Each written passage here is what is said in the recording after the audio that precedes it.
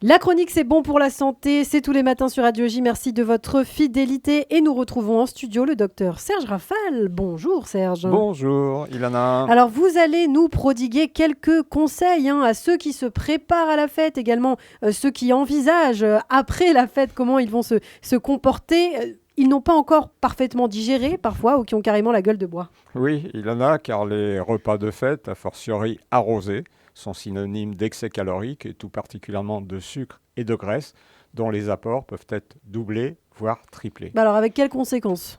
Tout d'abord, ce qu'on appelle la crise de foie, qui en réalité n'existe pas. Des symptômes sont néanmoins bien présents et fréquents. Des troubles digestifs hauts qui touchent l'estomac, bouche pâteuse, nausées, brûlures gastriques, éructation. Des troubles digestifs plus bas qui concernent, l'intestin, ballonnement, gaz intestinaux, flatulence, mal de ventre, diarrhée. Et l'alcool, métabolisé lentement et qui peut continuer à faire tourner la tête, comme l'amoureux de Piaf. Vous savez, mon manège à moi. Alors, est-ce que vous pouvez nous expliquer très simplement le processus de la digestion ? Cette fonction biologique transforme les aliments en nutriments. Elle débute dans la bouche avec la mastication, phénomène primordial, bien que très souvent expédié ou oublié. Elle broie les aliments et les enrobe de salive, première étape d'une bonne digestion. Celle-ci se poursuit dans l'estomac où sont sécrétés des sucs digestifs qui participent à la dégradation des aliments qui lui arrivent. Ceux-ci, ainsi prédigérés, se dirigent vers l'intestin où se poursuit leur digestion grâce à l'action des sucs pancréatiques et de la bile. Ils traversent ensuite l'intestin. Les nutriments non absorbés poursuivent leur route dans le côlon avant d'être transformés en matière fécale dans le rectum puis expulsés par l'anus. Et dans le cas d'un lendemain de fête alors ? La digestion a évidemment beaucoup de mal à métaboliser les quantités d'alcool et de graisse ingérées. L'inconfort est aggravé par la gueule de bois, l'alcool ayant tendance non pas à désaltérer, mais à déshydrater, malgré le flot de liquide ingurgité. Bon, alors vous êtes en train de faire paniquer certains de nos auditeurs, Serge, je le sens. Alors que faire ? Dites-nous. Alors tout dépend des symptômes et de la façon habituelle de se préparer ou de se soigner. Les adeptes de l'homéopathie vont se précipiter sur leur médicament miracle, la noix vomique ou Nux vomica, en 5 ou 7 CH, 3 granules à laisser fondre sous la langue avant les libations ou 3-4 fois dans la journée après, puis espacement des prises avec l'amélioration.